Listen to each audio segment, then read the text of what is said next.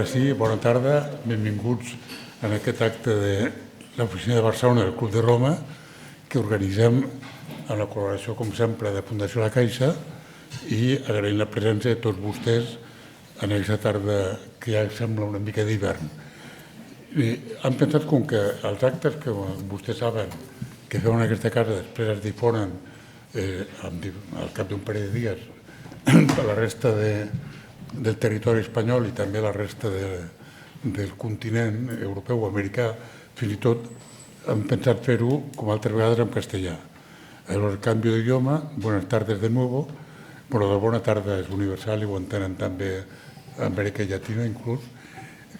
Buena tarde de nuevo, buenas tardes.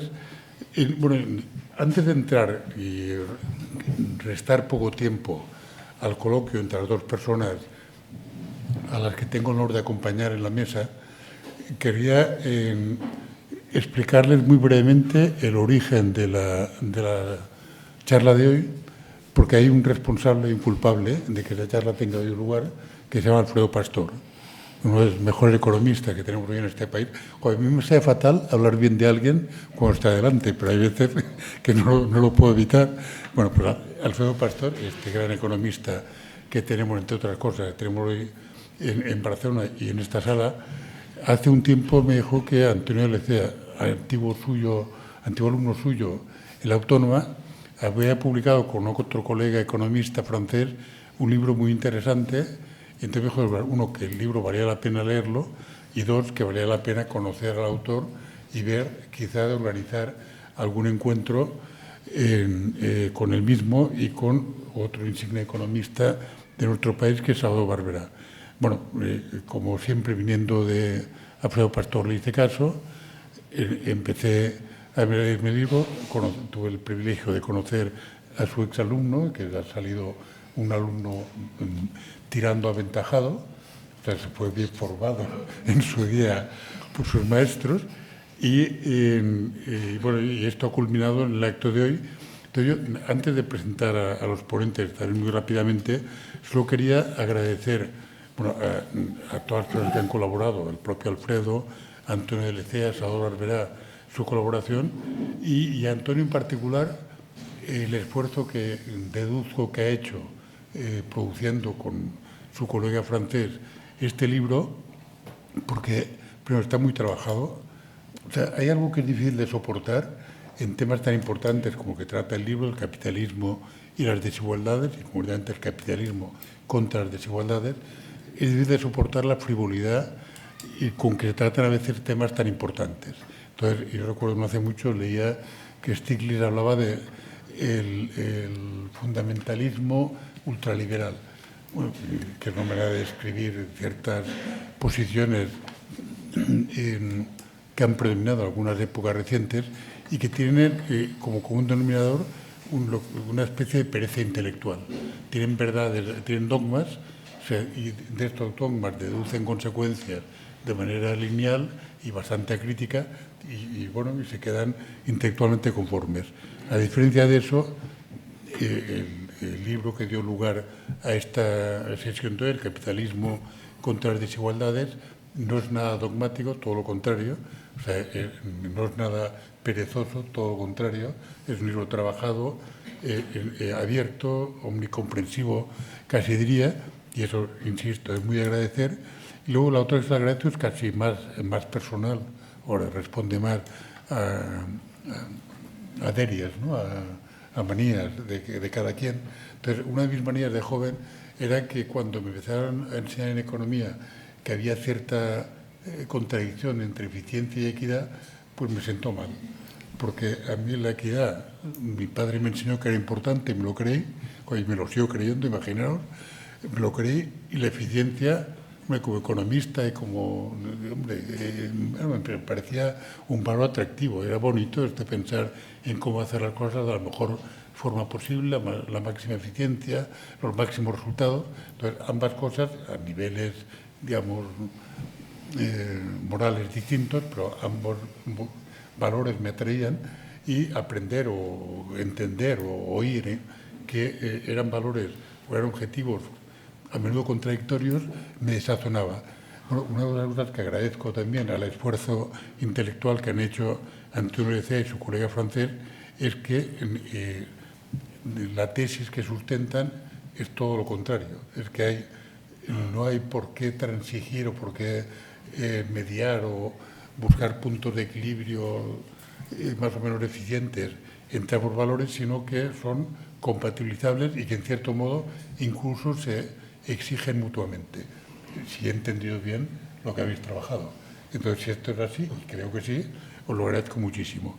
Entonces, sin más, presento rápidamente a los ponentes de hoy, a las personas que participarán en el diálogo de hoy. En primer lugar, Antonio Lecea, quien he citado varias veces. Actualmente es profesor en el IBEI y en la Universidad del País Vasco. Y en su vida profesional ha hecho cosas muy variadas, la mayor parte ligadas al mundo económico internacional y a la Unión Europea. Una cosa que es interesante, por eso viceembajador económico de la Unión Europea en Estados Unidos. Entonces imagino un economista español trabajando en nombre de la Unión Europea en el mundo americano. Me parece un trabajo difícil e interesante, bueno, intuyo que apasionante. Colaboró en las reformas económicas y de políticas organizativas en pos de un crecimiento eficiente, inclusivo y sostenible. Entonces, lo que refleja en su libro es en consecuencias de reflexión previa y de experiencia profesional previa. Ha ejercido, además de, como decía, en la Universidad del País Vasco, también en Singapur, ha actuado como profesor en otras universidades, como formación economista por Barcelona, la Universidad Autónoma, y doctor en Economía Matemática por la Universidad Católica de Lovaina. Y en el libro del que he hecho mención reiterada, y sin ninguna vergüenza y con todo el descaro del mundo, les recomiendo que se lo lean. O sea, de verdad vale la pena. Y además, como se puede leer por etapas, no es necesario trabajar sobre todo de una vez, pues es muy ameno, muy distraído y muy ilustrativo, y siendo reciente ya ha tenido premios de premio Louis Marin de la Academia Francesa de Ciencias Morales y Políticas y el premio Turgot del año pasado. Bien, esta es Antonio Lecea, y Salvador Barbera, como saben ustedes también, es uno de nuestros grandes economistas. Bueno, me hace ilusión decir que concentra premios como la medalla de Narcís Monturiol, al premio de recerca Juan Carlos I, premio de la Fundación Catalana para la Recerca, Pascual Madó, doctor honoris causa de la Universidad Pablo de la Vide. Bueno, es una persona conocida y reconocida en su faceta de economista, catedrático emérito de Economía en la Autónoma de Barcelona y en la Barcelona School of Economics. Ha editado multitud de artículos sobre temas de economía pública, teoría de elección social, teoría de juegos. Fue presidente de la Sociedad Económica del Sur de Europa, en el Consejo de diferentes sociedades científicas, y, muy importante desde mi punto de vista, además de secretario general de Investigación y Políticas Tecnológicas del Ministerio de Educación y Ciencia, fue el primer director de una institución a la que este país, me refiero en este caso a Cataluña en particular, debe mucho, y deberá mucho durante muchos años, que se crea la Institución Catalana de Recerca y Estudios Avançats, que ha aportado muchísimo a la investigación y a la consistencia en reflexión de nuestro país, y Salvador Barbera fue el primer director de esta institución. Bien, como ustedes ven, tenemos hoy el privilegio de contar con dos personas excepcionales en la mesa, y sin más le paso la palabra a Antonio Lecea. Luego, en cuanto al diálogo, pues se automoderarán, con lo cual mi papel acaba aquí y les paso la palabra. Muchas gracias. Igual te la cojo rápido, ¿Quieres decir algo primero? Bueno. ¿O te dirijo? Simplemente, muchísimas gracias a la obra social de la Caixa y especialmente a Jaime Lanaspa por su acogida, la acogida por medio de Alfredo Pastor, de la idea de discutir con ustedes hoy nuestras reflexiones y nuestras conclusiones, o algunas conclusiones a las que hemos llegado en esta aventura que fue el libro. Y quiero agradecer también de todo corazón a Salvador su disponibilidad y amabilidad para dirigir este debate o este diálogo de alguna manera, y el que se haya prestado a estar con nosotros hoy. Bueno, pues sí, pues es un placer y una responsabilidad también. El placer porque conversaremos sobre un libro cargado de ideas, de análisis y de soluciones, escrito por un amigo. Es gordo, pero merece la pena. Y la responsabilidad porque yo no soy en absoluto un experto en este tema y por tanto no debatiré con él, dejaré que debatan ustedes con el autor, pero intentaré vehicular la exposición hasta que se animen a entrar en el debate. Y mientras tanto, pues les haré una pequeña introducción sobre lo que después le iré preguntando y propiciando que se hable al respecto. Estos dos autores, Antonio y Jan, emprendieron juntos una tarea ímproba de años que culminó con este libro titulado Le capitalisme contre les inégalités, publicado en 2022 por Presse Universitaire de France y que ya ha recibido, como se ha dicho, diversos reconocimientos, que viene avalado también por un prólogo de un gran autor francés, ¿no? de François Bourguignon, y por un postscript de Philippe Aghion. O sea, realmente está sostenido por ideas universales, pero muy también por la cultura francesa de larga tradición, como saben. Se trata de un estudio intensivo y extensivo sobre las desigualdades en nuestros días, pero también en el pasado. Hay 100 páginas de historia de la desigualdad para que quede claro que este no es un problema de hace 4 días. Y desde muy diversos puntos de vista, filosófico, sociológico, antropológico y sobre todo, pero no exclusivamente, económico. Y recoge análisis y opiniones de una gran variedad de autores, pero dentro de él emergen con fuerza las convicciones y las esperanzas de los autores. Y estas convicciones y esperanzas, como ya ha dicho Jaime, son de que pueden existir caminos para corregir y evitar el progresivo avance de desigualdades entre personas, grupos y países dentro de los sistemas económicos variados que existen hoy en día en nuestro entorno, que califican como capitalistas en el título, y sobre los que después le pediré que matice un poco más.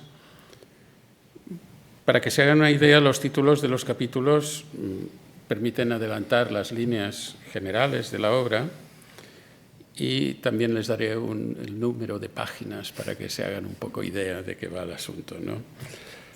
Lo primero se titula Reflexiones sobre las desigualdades, 90 páginas. Además, avalando un poco este espíritu francés o francófono, ya que también hablamos de Bruselas, ¿no? Se llama de una manera bella, ¿no? Penser les inégalités. Después, una vez las hemos pensado, las identifican, 110 páginas. Después hablan de medirlas. Aquí, bueno, como la teoría de la medición es un poco pesadita, pues son solo 10. la dinámica de las desigualdades, es decir, no solo medirlas y conocerlas, sino también ver cómo y por qué evolucionan. 44. Después vienen 64 páginas que ya he mencionado sobre las lecciones de la historia, que arranca desde la prehistoria, sobre una pequeña discusión que siempre es atractiva sobre si eran más felices el hombre recolector que el hombre neolítico, por ejemplo, y en términos de desigualdad en particular. Y después ya vamos a la doctrina, ¿no? Cómo restablecer la equidad, las propuestas de política económica basadas en sus anteriores análisis de la situación, y prepararse para un futuro incierto, que es algo que viene al caso también, porque, como veremos, hay un subtítulo también en este libro. Para terminar,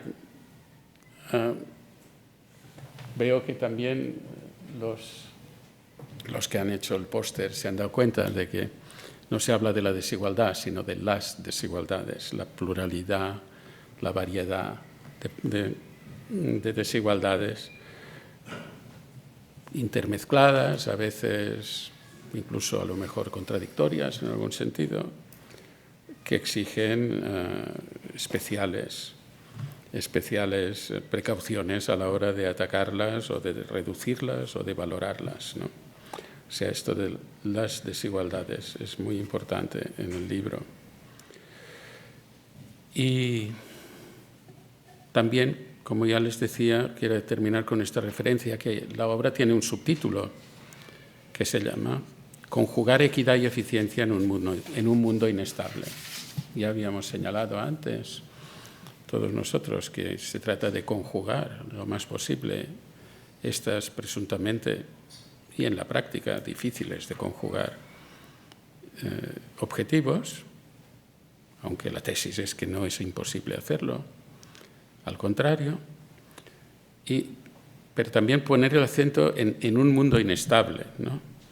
Que añade al propósito general de reducir desigualdades, pues la dificultad adicional que se deriva de la enorme incertidumbre que existe acerca de las direcciones de cambio en nuestras sociedades, tanto de las tecnologías como de las corrientes políticas.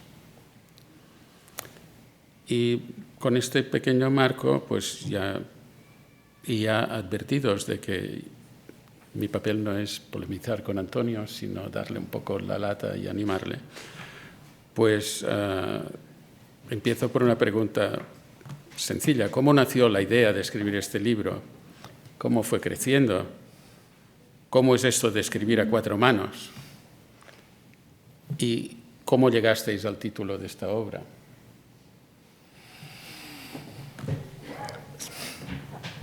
Pues bueno, muchísimas gracias por esta introducción. Y el libro lo concebimos como una aventura. Fue una aventura que por mi parte plasmó, por un lado, mis vivencias en 3 burbujas bastante egocéntricas.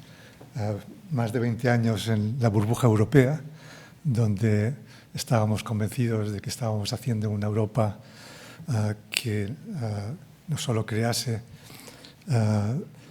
prosperidad, derribando barreras de países, barreras tanto políticas como económicas, que deshacían o reducían desigualdades y creaban a la vez crecimiento y prosperidad. De ahí pasé a la burbuja americana, no menos egocéntrica. Estuve, como decía Jaime, 6 años en Estados Unidos, en medio, de hecho ya antes de ir, coincidí con la crisis financiera internacional. que es parte del origen de ese concepto de mundo inestable. Una crisis que fue percibida entonces como una crisis del capitalismo libertario, capitalismo financiero y libertario, resultado de, por un lado, evidentemente, una falta de escrúpulos de una parte del sector financiero, pero también de una concepción de la política económica de desregulación del sector como elemento propiciador del crecimiento, y al mismo tiempo esas mismas autoridades viendo en la política de acceso a la propiedad, a la vivienda, como una forma de precisamente de reducir desigualdades. Entonces eran dos modelos distintos, pero que crearon una crisis. Ahí tuve la ocasión también de entablar conocimiento con otra tercera burbuja, la burbuja asiática, y recuerdo vivamente, estaba entonces en el contexto multilateral, como el delegado chino en el G20, en el que yo participaba entonces, nos dijo un día, bueno, ahora los maestros van a tener que escuchar a los alumnos. En el sentido de vuestro capitalismo está roto, ahora tendréis que escucharnos un rato. Bueno, todas estas tensiones fueron haciendo mella en nuestro pensamiento, y al mismo tiempo esa crisis y la consiguiente crisis de la zona euro también puso en cuestión digamos, convicciones o pensamientos que teníamos sobre el modelo europeo. Descubrimos que el modelo europeo de combinación de crecimiento y equidad era una casa a medio hacer, y que con la tempestad de la crisis financiera internacional pues no se vino abajo, como nos decían agoreros tantos de nuestros colegas americanos y internacionales, pero sí, evidentemente sufrió y creó otras desigualdades. Bien, la tercera pata de este triángulo fue mi experiencia en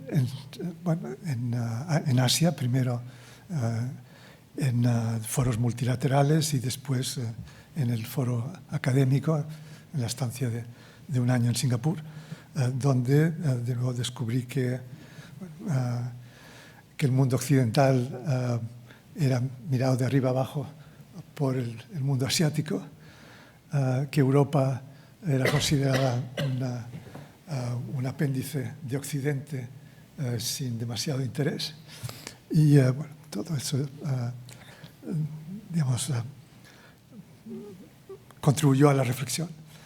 Ahora, ¿cómo se generó el libro? Aparte de estos choques y de esta inestabilidad, el hecho de que en plena crisis financiera del euro, mi función en Washington fue en buena parte el salir a explicar nuestro concepto del euro, de la zona euro, y a escuchar lo que decían los americanos. Y en este trabajo conocí a Jan Kotatlem, que era entonces el director general de una entidad financiera en Wall Street, y entablamos conversaciones. Bien, continuamos nuestras conversaciones y reflexiones en los múltiples viajes que tenía que hacer a Nueva York en el ámbito de mi función.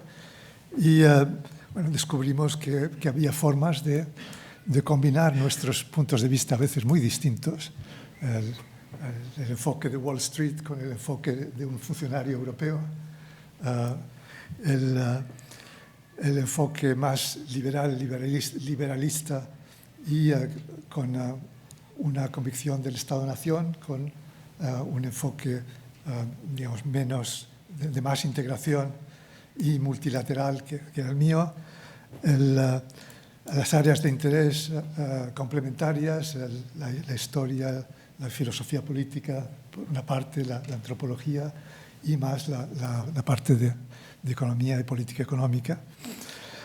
Y, por último, y por qué no decirlo, una pluma más fácil por su parte y un espíritu más conciso de comunicación, más escueta, que fue la mía. Pero encontramos que con voluntad de converger podíamos y queríamos embarcarnos en buscar compromisos e ideas que pudiesen presentarse en distintos foros y a distintos públicos.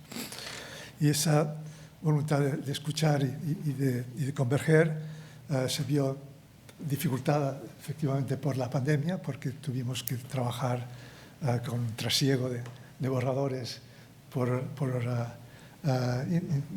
emails y por conferencias, pero dio fruto y llegó un momento en que pensamos, bueno, pues vamos adelante. Bueno, yo volviendo o continuando todavía un poco con el aspecto general del libro, para pincharte un poco, te diría que me ha llamado un poco la atención siempre, y lo hemos dicho repetidamente, el título, ¿no? El capitalismo contra las desigualdades. A mí me hubiera parecido natural poner un interrogante al final de la pregunta, o por lo menos cualificar de algún modo, ¿verdad?, la tesis. Una vez entendida la tesis, que se trata de que es posible compaginar ambas aparentemente dificultades si hacemos las cosas bien, pues seguiremos hablando de esto, y creo que ahora ya entiendo que la tesis es que es posible esta compaginación. Yo, de todos modos, pues me manifiesto un poco más escéptico al respecto, por razones diversas, en particular, pues, por cuestiones de incentivos. Y todavía me gustaría el interrogante, pero como sé que pensasteis en más de un título, pues si nos los cuentas, a lo mejor vamos entendiendo mejor la multiplicidad de motivaciones que hay detrás de este libro. Sí, la primera idea fue hacer llamamos un diccionario de las desigualdades. De ahí que había muchos apartados que podían responder a un vocablo o a una idea.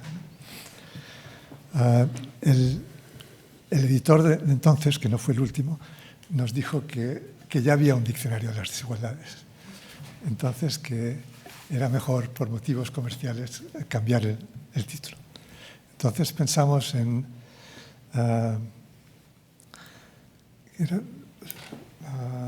reflexiones sobre la igualdad o algo así. Ese tampoco era muy atractivo y no decía mucho. El siguiente fue el hombre desigual en un mundo inestable, que ya empezaba a recoger. Pero como decía al principio, esto fue un camino en el cual intervinieron bastante los comerciales de la editorial y que más o menos acabaron con este título.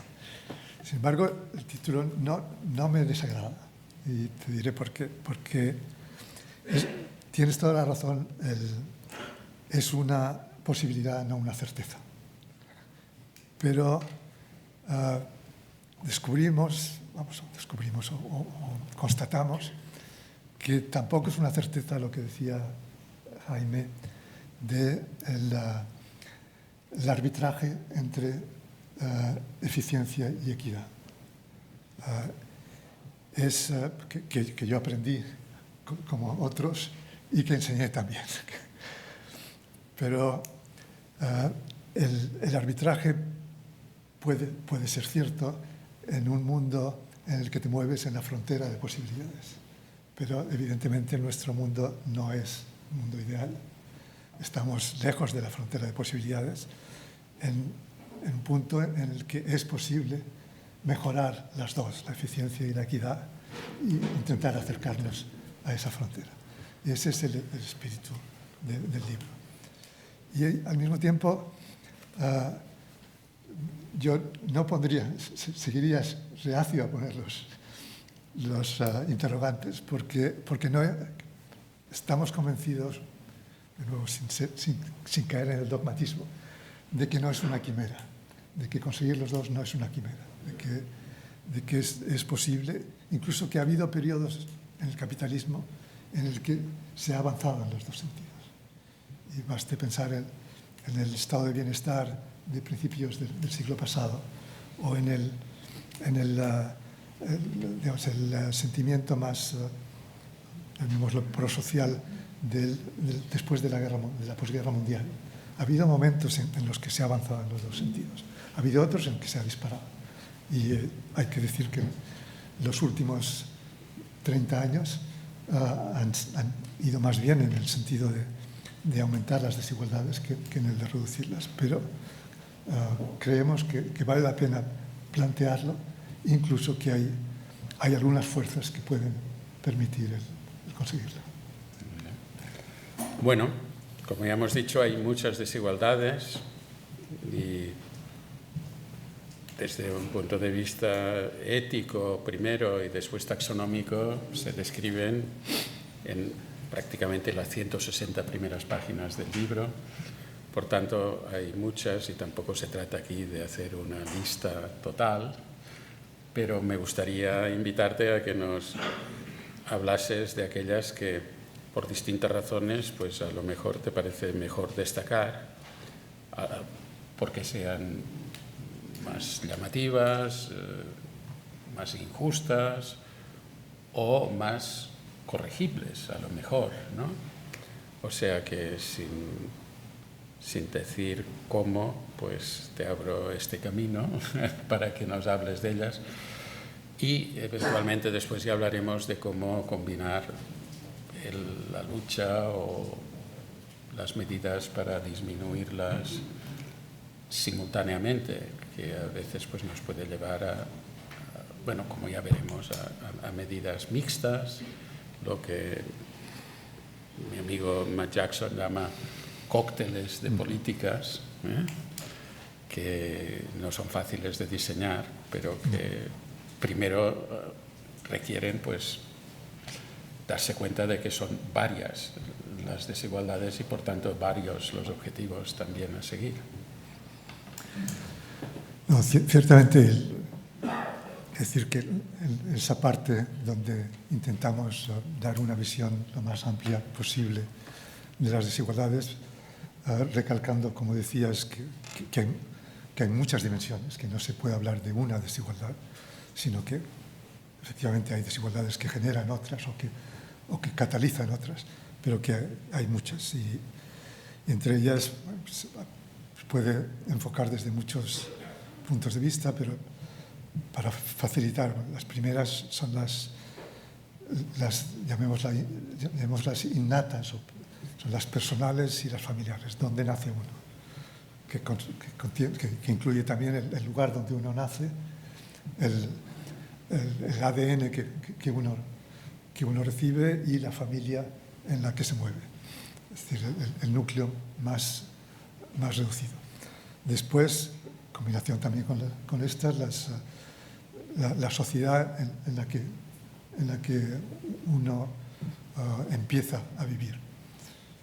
Y esto da pie a que de nuevo tiene múltiples facetas, dependiendo también del lugar donde uno vive, el acceso a bienes y servicios públicos, el mínimo acceso a la seguridad. Hablamos de los conflictos actuales. Bueno, evidentemente el nacer en Ucrania o el nacer en Barcelona crea desigualdades no queridas, pero de hecho. Y de ahí pasamos un poco cronológicamente a las desigualdades relacionadas con el acceso y la función del sistema, de la actividad productiva y distributiva, recogiendo también aquí a los clásicos, para acabar en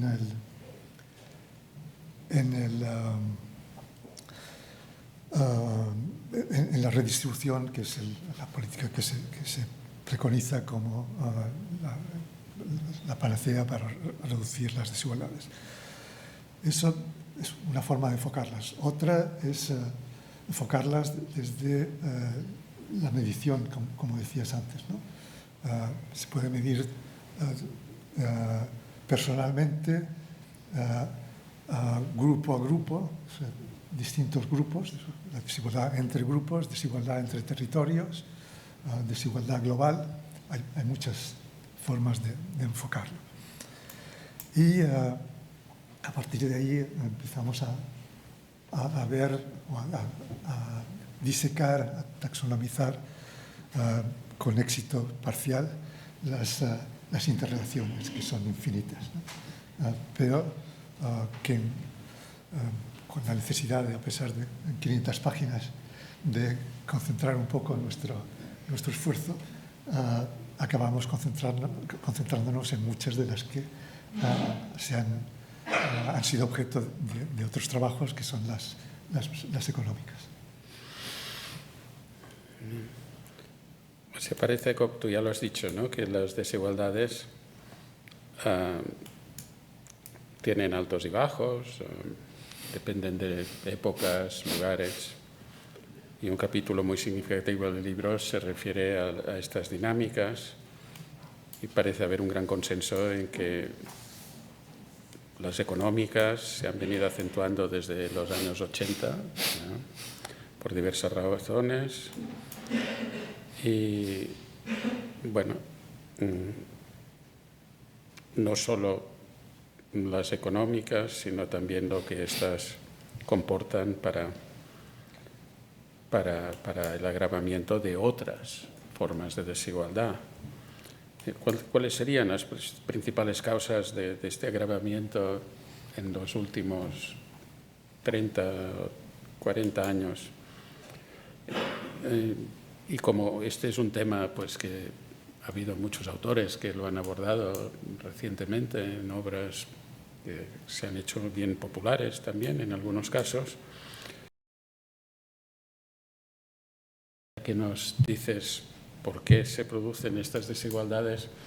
¿En qué medida vuestro diagnóstico se acerca o difiere a la de otros autores conocidos, a lo mejor por parte de la audiencia? Si te quieres mojar en esta dirección o no. Bueno, esto ya es cosa tuya. Sí. Muchos autores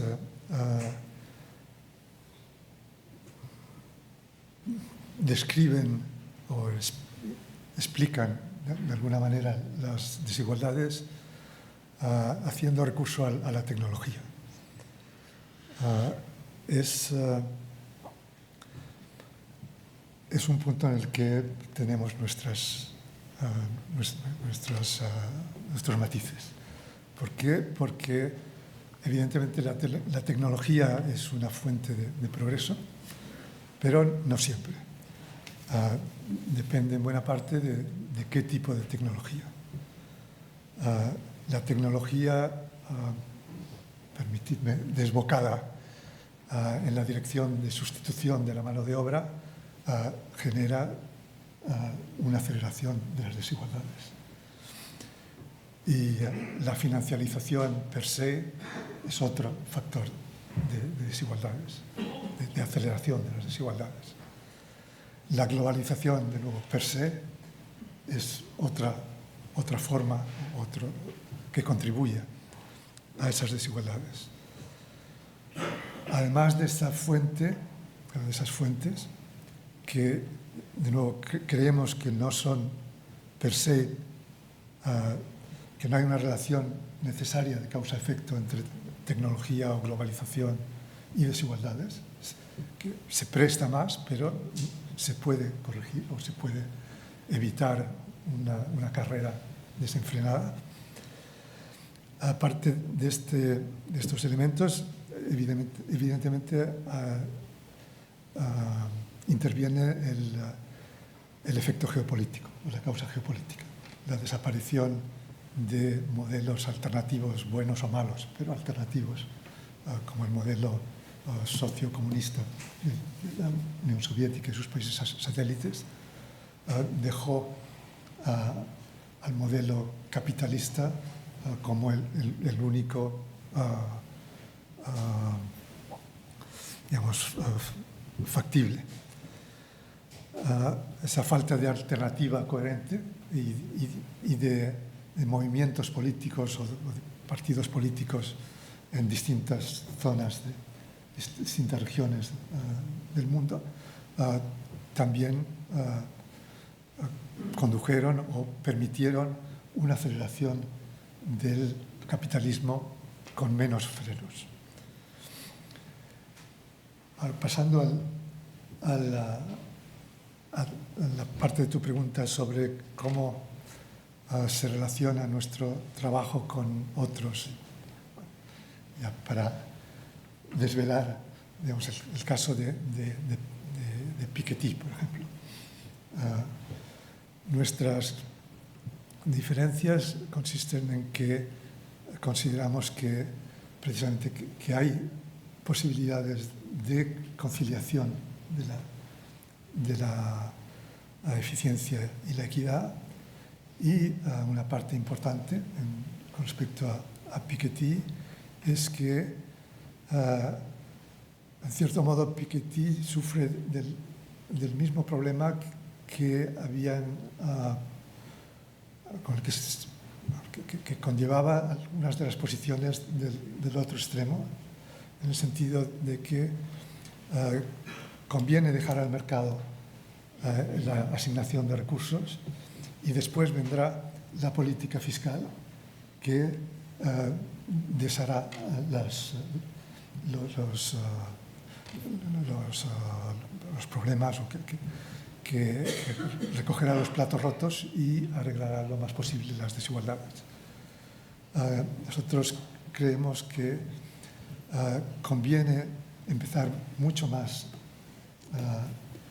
antes en el funcionamiento del mercado, atacar los puntos neurálgicos del mercado donde se generan desigualdades que creemos innecesarias y excesivas, lo cual permite una política fiscal que es menos excesiva y que da menos miedo a mucha gente que las políticas que preconiza Piketty y otro grupo de autores. Ya, bueno, en este sentido podríamos ir pasando a decir ya no solo diagnósticos, sino propuestas concretas para mitigar las desigualdades en las que ponéis distintos énfasis, ¿no?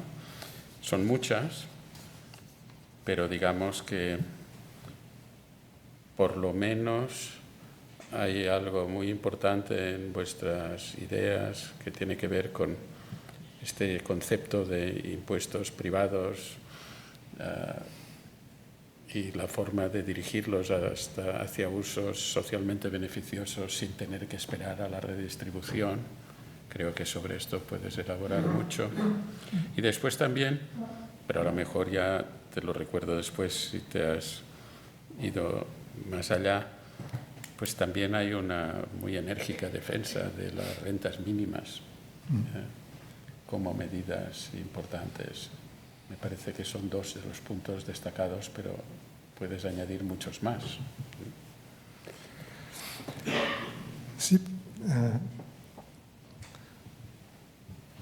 El origen de esta parte fue, como decía, lo que aprendí e incluso enseñé en economía pública. Los textos de economía pública tenían todos un capítulo, varios, sobre los fallos de mercado y un capítulo, varios, sobre los fallos del gobierno o del sector público. Y me dio la sensación, visitando estas burbujas, que en Europa nos saltábamos a menudo los capítulos de los fallos del sector público, y en Estados Unidos se saltaban los capítulos de los fallos de mercado y hacían hincapié en los del sector público. Y creíamos que convenía reconocer los fallos de los dos e intentar reducir los problemas que se creaban en uno u otro terreno. Empezando por el del mercado, mi experiencia en Estados Unidos fue interesante en ese sentido, ver el despilfarro, por ejemplo, en el sector sanitario.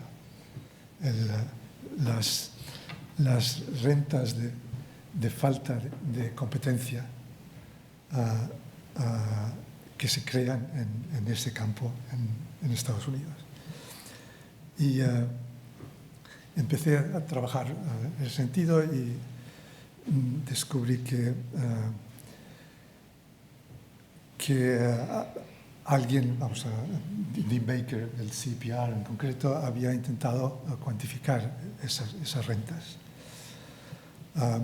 Una muestra de algunos sectores, parte del sector financiero, sector farmacéutico y de patentes, sector de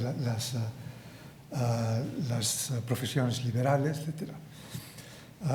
Él estimaba que las rentas de monopolio de estos sectores podían ser del orden de 6 a 8%, o incluso más, del PIB.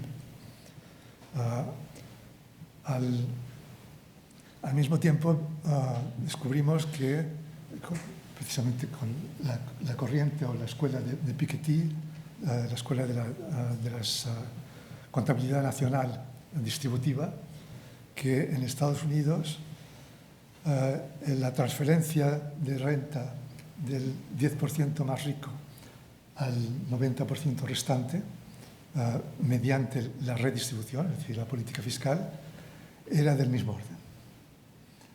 Entonces, la conclusión primera fue, es decir, si en un mundo ideal eliminamos las rentas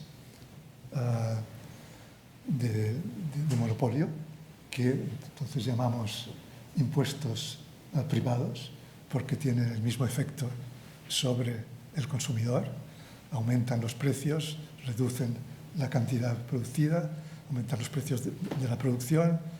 Cuando hay monopsonio, reducen los precios del trabajo o de los proveedores. Pues eso, que si se eliminaban esas rentas, se podía utilizar el 6 a 8% que generaba la política fiscal para otros objetivos. Y había suficientes actividades para utilizar ese 6 o 8%. Y recientemente el Fondo Monetario nos recuerda que la transición ecológica puede requerir de ese orden de magnitud, entre el 7 y 8% del PIB dentro de unos años. 7 en los países desarrollados, 8 en los países desarrollados. Entonces, la simplificación máxima, reduzcamos las rentas de monopolio y tendremos una política fiscal que permitirá a la vez mejorar la eficiencia, y la equidad, por lo menos, seguirá parecida o incluso superior. De ahí eso que intentamos trabajar en los dos ámbitos, en el ámbito del mercado y en el ámbito del sector público. En el sector público, de nuevo, empezamos a trabajar y vimos que la protección social genera un gasto fiscal que varía desde el 10% o menos, según los países, hasta el 30 y pico % en Francia. Incluso que utilizando algunas medidas lo rudimentarias que uno quiera o con la fiabilidad que uno quiera asignar. Tomamos el índice de justicia social de la Fundación Bertelsmann para países europeos y vimos que no había ninguna correspondencia entre gasto en protección social y el índice de justicia social tal como lo medían ellos. Incluso que había del simple al doble. Países como Francia e Irlanda tenían prácticamente el mismo nivel de justicia social, según este índice, y la proporción del PIB gastada en protección social en uno era del 16%, en otro del 34%. Es decir, había 18% de diferencia. Bueno, de nuevo, uno puede decir que el índice no refleja suficientemente todas las características de los países o las necesidades, pero da que pensar que hay un cierto nivel de ineficiencia en el gasto. Entonces, no solo hay problemas en el mercado, sino que también hay problemas en la actuación del sector público. Tercer elemento, ni sector privado ni sector público, ni mercado ni sector público, la transferencia de costes o la desigual reparto de costes y beneficios en ciertas actividades para las que no hay mercado. El ejemplo claro es los combustibles fósiles y la emisión de CO2. De nuevo, haciendo cálculos rápidos, con las emisiones acumuladas con origen en Estados Unidos, cifradas o valoradas al precio que el Fondo Monetario recomienda para la tonelada de carbono, resultaba que era del orden del 30% de la riqueza estimada de los Estados Unidos. Es decir, que una parte de la riqueza se puede discutir en términos de los efectos externos que ha generado. Utilizando todas, digamos, estos tres pilares, nos lleva luego a concluir que se puede hacer mucho con la política de competencia, es decir, ese 6 o 8% que se va en rentas del monopolio, con una política más estricta se podría reducir y el resultado se podría utilizar para otros objetivos. Lo mismo para el sector público. Si se eliminan algunas de las fuentes de ineficiencia, de las cuales hay muchas, McKinsey estimaba, por ejemplo, Philippon, me parece, estimaba que por lo menos el 2% del gasto militar, el gasto en defensa americano, es sobregasto resultado de licitaciones más o menos trucadas. Y que por lo menos el 2% del PIB se derrocha en mala administración en Estados Unidos. Lo mismo se puede aplicar a muchos de nuestros países. Es decir, que atacando la política de competencia, atacando la política de regulación para reducir los efectos externos no compensados, y atacando el gasto fiscal, se puede avanzar. Por no hablar de los impuestos, el ejemplo típico es el de los gastos fiscales del IVA. Los distintos tipos, el tipo reducido de IVA cuya función teórica es la de la función social de permitir el acceso a bienes básicos. Bien, no se hace ese tipo, no se aplica solo a los individuos de renta baja, sino que se aplica a toda la economía.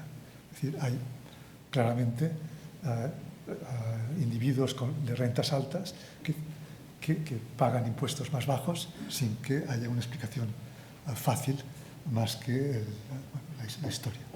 Es decir, si vas sumando a todos esos desperdicios, te lleva a la conclusión de que hay posibilidades importantes de trabajar.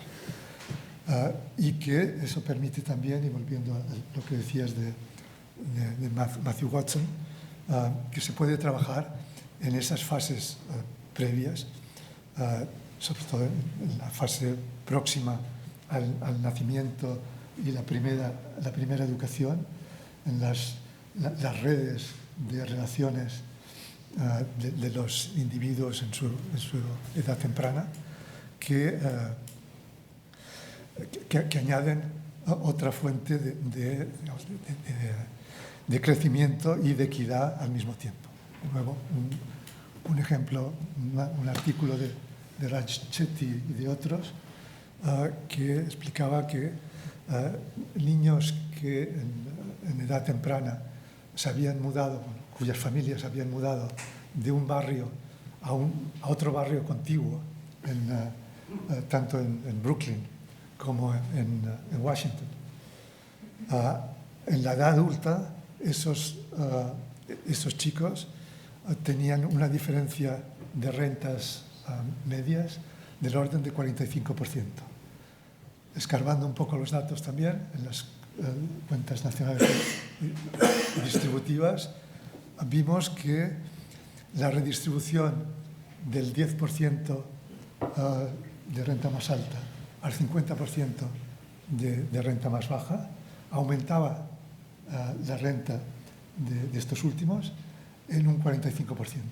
Eso es exactamente o prácticamente lo mismo en lo que aumentaba la renta de esos niños que se habían trasladado de un barrio a otro. Es decir, hay varias formas distintas de llegar al mismo resultado y algunas son mucho más eficientes y además mucho más satisfactorias humanamente que otras, que la fiscalidad claramente tiene un desperdicio de eficiencia en el trasvase de renta. Y acabando, lo que decías de Watson, evidentemente eso requiere un cóctel de políticas.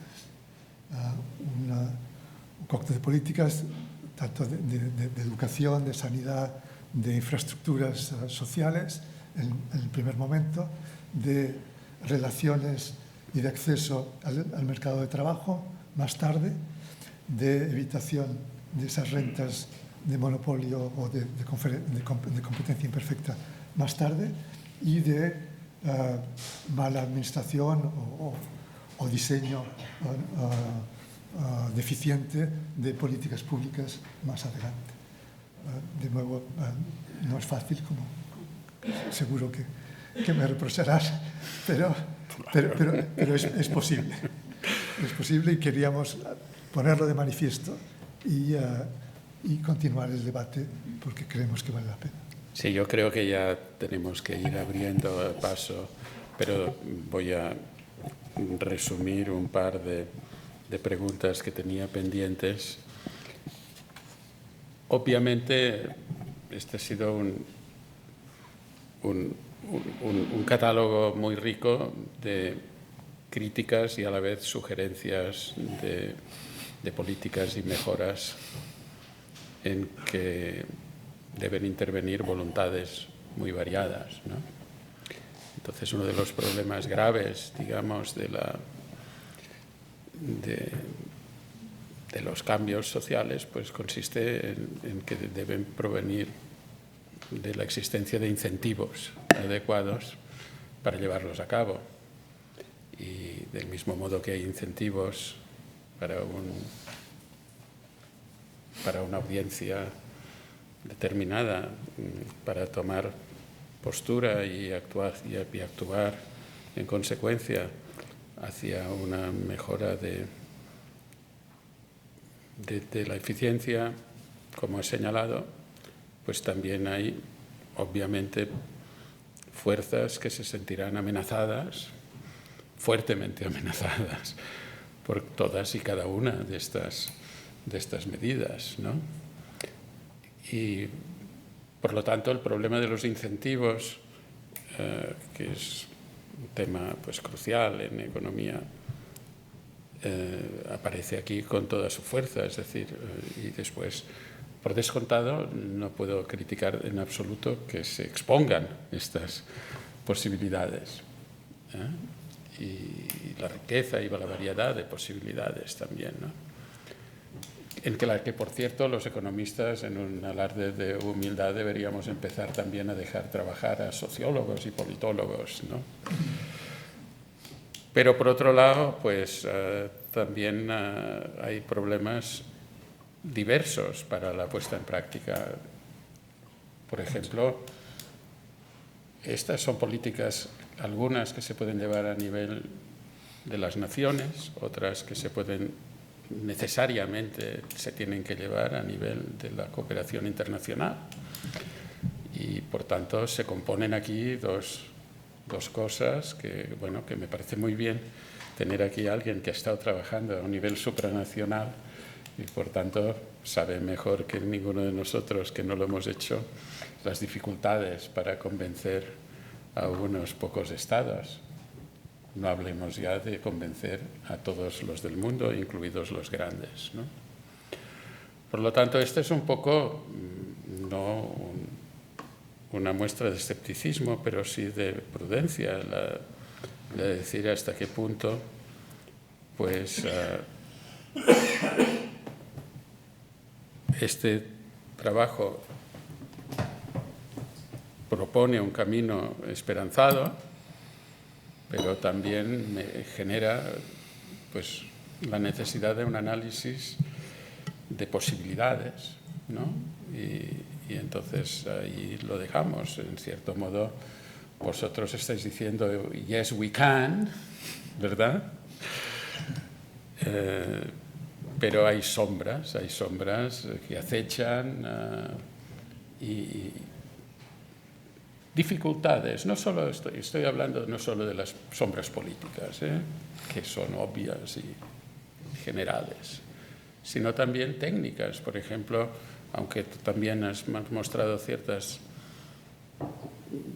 matices respecto al hecho de que las tecnologías pues, no son el origen de todos los males, ¿verdad? Aunque a veces se les atribuye.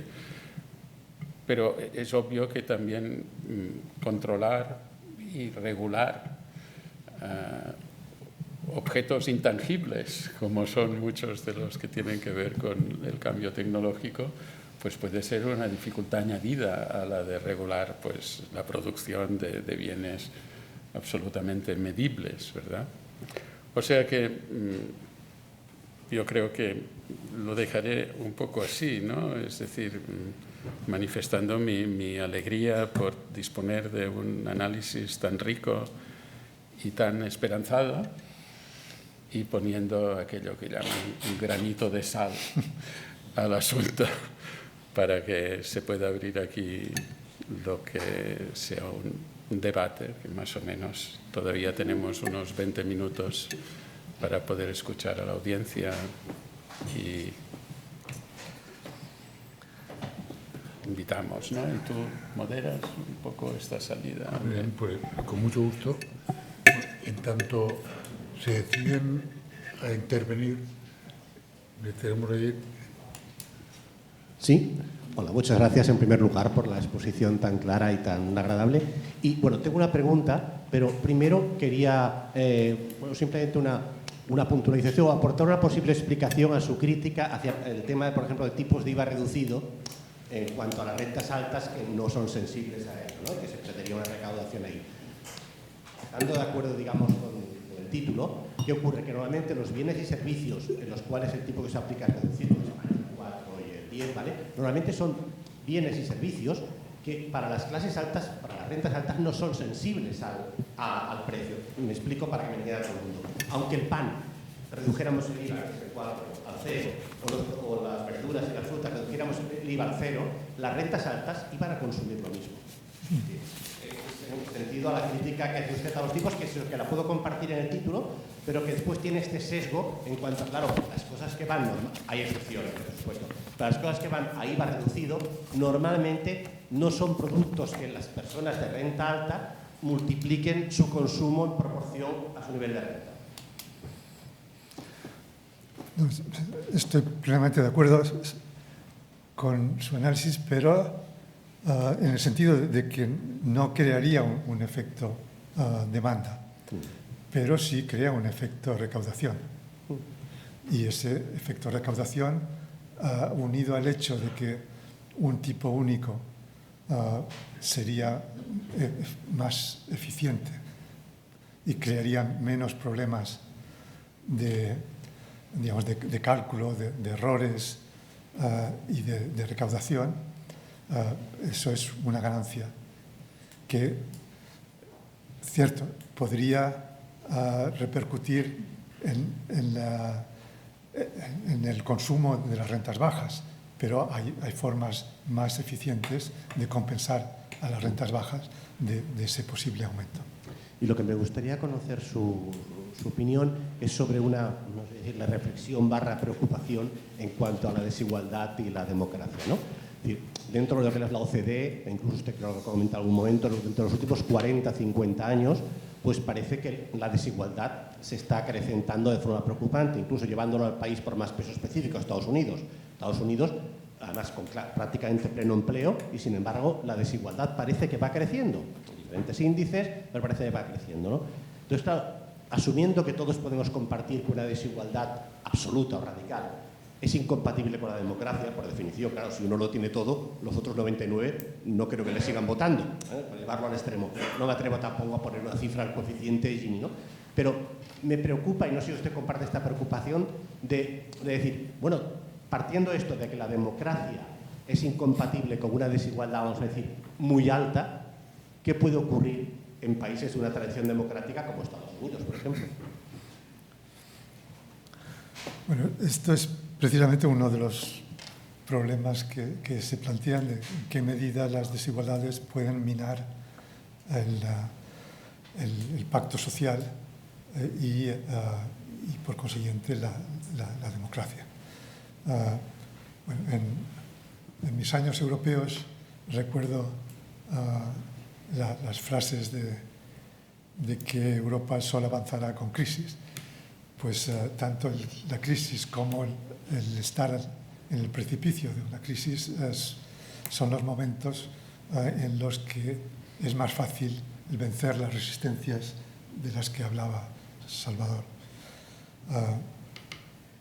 Por eso, dificultades hay enormes, pero en parte utilizando las crisis y en parte con correcciones, como decía al principio, en las que los determinados gobiernos en algunos momentos de la historia se han dado cuenta de que conviene evitar el riesgo más o menos cercano de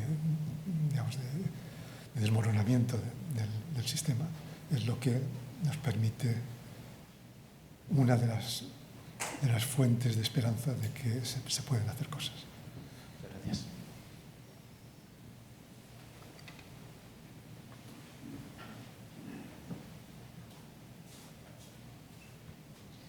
Hola, muchas gracias por la intervención. Pregunta simple. ¿Renta básica sí, renta básica no? Pros y contras. Bien.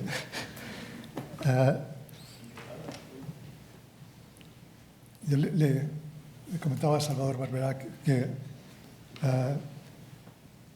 al principio el concepto de la renta básica me parecía poco convincente. Poco a poco me fue le encontré la justificación o las justificaciones posibles. En concreto, la renta básica es más eficiente que un cesto de prestaciones que están no siempre bien calculadas, que no siempre acaban beneficiando a quienes se intentaba beneficiar y que no benefician a grupos a los que se pensaba beneficiar. En concreto, la renta básica española, tengo entendido que solo llega a una proporción no muy grande, del orden de la mitad, de los posibles beneficiarios. ¿Por qué? Por dificultades de planteamiento o por justificaciones que hay que aportar para tener acceso a la renta básica. Por eso, la renta básica que pronosticamos es la renta básica universal. Me dirá, ¿por qué vamos a dar una renta básica al millonario o al milmillonario? Pues porque, primero, porque es más fácil y se pierde menos en el camino. Segundo, porque puede responder o se puede explicar de otra manera, o de alguna manera, en el sentido de que es un dividendo del capital colectivo. Si uno, no lo exponen de esta manera, pero si uno mira el World Economic Forum, los indicadores de doing business, de facilidad para crear empresas o desarrollar empresas. Lo mismo del Banco Mundial, uno se da cuenta, si los interpreta de esa manera, es que determinados territorios, determinadas sociedades tienen un capital que es útil a las empresas para medrar, para aumentar el crecimiento. Pues una parte, un dividendo de ese capital puede revertir a todos los ciudadanos que forman parte de ese territorio. ¿Qué otras ventajas tiene? Una que disminuye evidentemente la ansiedad. Los experimentos que se han hecho permiten ver que no ha bajado necesariamente la disponibilidad para el trabajo, que es una de las críticas típicas que se hacen a este tipo de medidas. Ha aumentado la satisfacción, ha disminuido la ansiedad y la toma de riesgo. Y eso varía, tengo entendido, en los experimentos, pero una mayor disposición a continuar la educación y a conseguir trabajos más satisfactorios. Entonces, por último,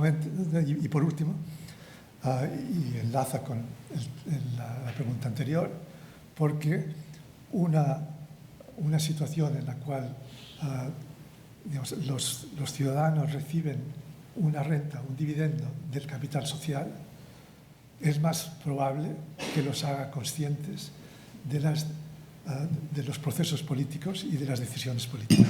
Porque, en principio, el que puedan o no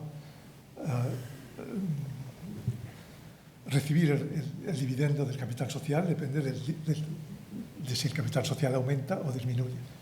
Y si un desalmado propone políticas que no van en esa dirección, es más probable que haya una reacción por parte de la ciudadanía contra esos y a favor de otros. En ese sentido, por esas consideraciones, creemos que vale la pena por lo menos estudiarlo. Por último, pedimos, en concreto, Jean Cottandin, mi coautor, pidió al Instituto de Políticas Públicas de Francia que hiciese una simulación de si era concebible una renta básica universal neutra en términos de gasto, evidentemente sustituyendo a una serie, no todas, de las prestaciones actuales y con un impuesto más simplificado, un impuesto sobre la renta más simplificado. Y el resultado es que era posible. Evidentemente eso es válido para Francia, no necesariamente para todos, pero en el caso del Reino Unido, una simulación rápida de Adam Tooze del Financial Times concluía que el coste adicional que podía representar sustituir algunas de las prestaciones actuales en el Reino Unido, que es uno de los países más mercadistas, de sustituir algunas prestaciones y añadir la renta universal, podía suponer 5 puntos porcentuales del PIB. Bueno, es considerable, pero no es imposible, sobre todo teniendo en cuenta las otras fuentes de pérdida de eficiencia que mencionaba antes. O sea, no es necesariamente una quimera, no es fácil, concedo. De la misma manera que ya contestado a tu pregunta, evidentemente esto, digamos, el cóctel o alguno de los cócteles que proponemos va a encontrar resistencias. Los que disfrutan de rentas, de los impuestos privados, no van a ceder con facilidad. Pero hay otros que se beneficiarán. Las pequeñas empresas, por ejemplo, sufren de esas deficiencias de competencia. Bueno, sí, puede haber colectivos suficientes como para volcar la balanza. En el campo multilateral puedo contar experiencias positivas y negativas. Experiencias positivas, el resurgir del G20 con la crisis financiera, por casualidad, como consecuencia de una crisis. Pero el G20 fue activo y consiguió evitar la hecatombe financiera a nivel occidental y después global. También es cierto que después el G20, la eficacia del G20 se ha diluido. Hay problemas, pero también de nuevo, con la luz de la esperanza, el acuerdo al que llegaron el año pasado en el marco de la OCDE para la creación de un impuesto mínimo global era algo impensable, incluso en el momento de la crisis financiera. No es el que algunos habríamos querido, el tipo es muy bajo y hay también la letra pequeña que permitirá a algunos evitarlo, pero es un paso que es considerable. Evidentemente no hay eso en el campo de la competencia. Hay diálogos entre las autoridades de competencia de Estados Unidos, de la europea, chinas y de otros países, pero no hay un consenso en medidas para mejorar la competencia.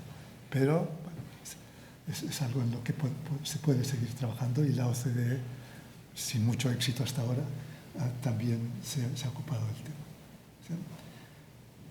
Sí, no es fácil, no es para mañana, pero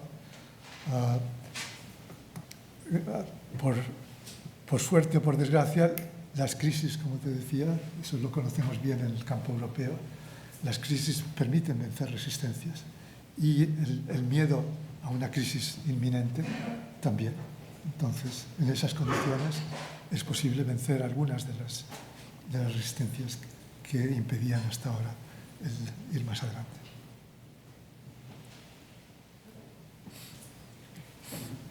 Si me permite intervenir como público, en el libro no recuerdo haber leído nada sobre los paraísos fiscales. ¿Cómo trataríais en la filosofía de vuestro capitalismo reformado?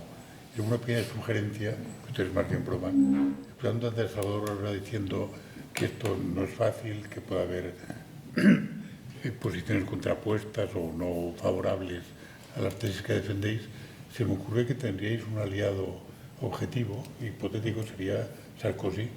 Él habló de refundar el capitalismo, de ahí le estáis dando y en bandeja cómo hacerlo.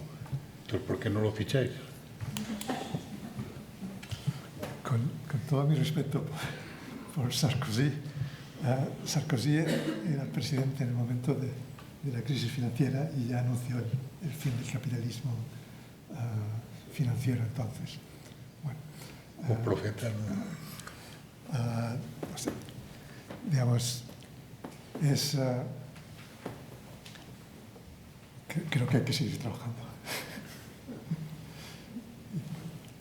Toda aportación de ideas, que humildemente es lo que intentamos hacer, creemos que es válido, pero yo no confiaría en una persona sola. Muy bien. Hi ha una senyora allí que demanava la paraula. Una senyora allà.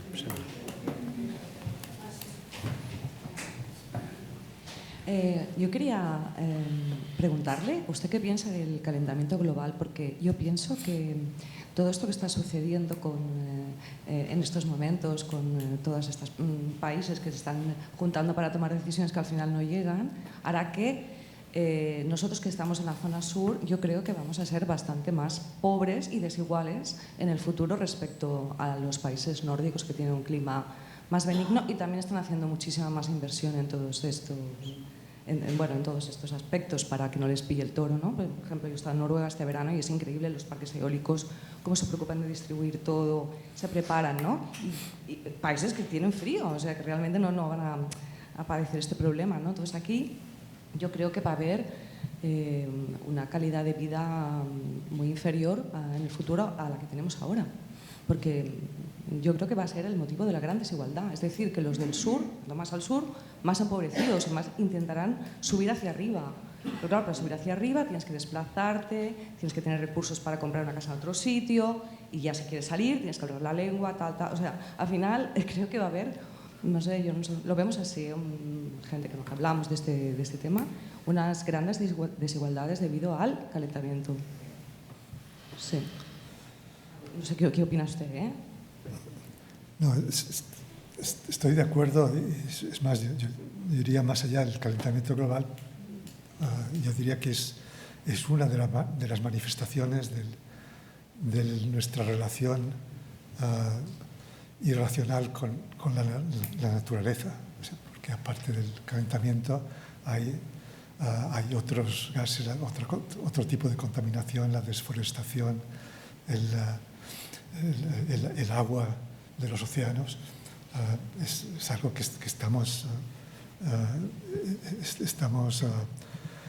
deshaciendo los sistemas que nos han permitido el llegar hasta donde estamos, ¿no? Y por consiguiente veo con tristeza el hecho de que el fondo que se ha anunciado estos días en la COP en Dubái tiene, con perdón, migajas comparado con los costes que no solo de mitigación, sino de adaptación de países, sobre todo del sur, o países que combinan el problema del cambio climático con problemas de conflictos internos o externos. O sea, deberíamos ser más conscientes y reconocer que en parte era desconocido, en parte era mucho menos desconocido y, como decía antes, parte de nuestra riqueza actual es fruto de lo que hemos echado al mar o al aire en muchos años, ¿no? Sí, en ese sentido, personalmente, viviendo en Bruselas, como vivo, el tiempo ha mejorado, la lluvia es menos frecuente de lo que era cuando me trasladé. Ciertamente el hemisferio norte está en mejor situación y en algunos casos en el hemisferio sur la situación es crítica, es trágica. Hay que hacer más, pero eso, como decía al principio, en buena parte es factible, pero requiere toda una serie, un cóctel que en este momento no es digerible por una serie de sectores y gobiernos que secundan a estos sectores. Bien, pues muchas gracias. Pero hemos llegado al final de la sesión.